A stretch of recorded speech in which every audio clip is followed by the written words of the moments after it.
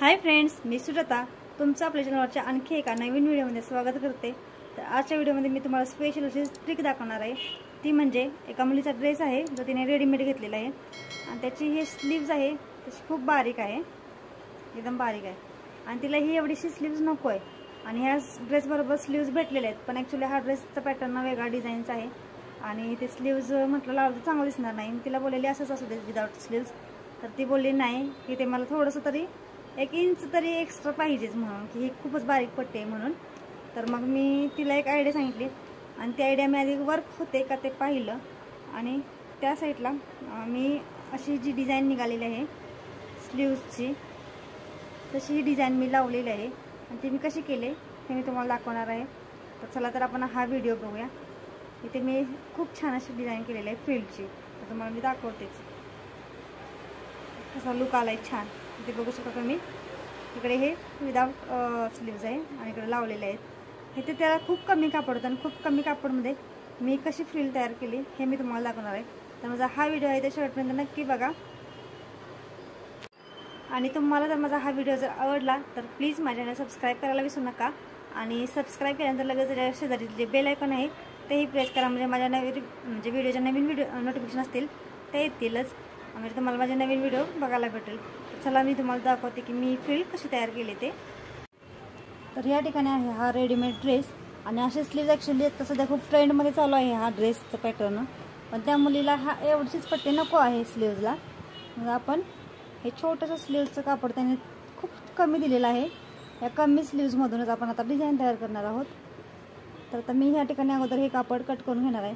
इथे त्यांनी असंच दिलेलं नाही कापड, ॲक्च्युली हे स्लीव्जच्या आकारामध्ये कट करून दिलेलं आहे। तर आता हे आपल्याला फ्रिल बनवायचं आहे याची, तर अगोदर मी हे कट करून घेते।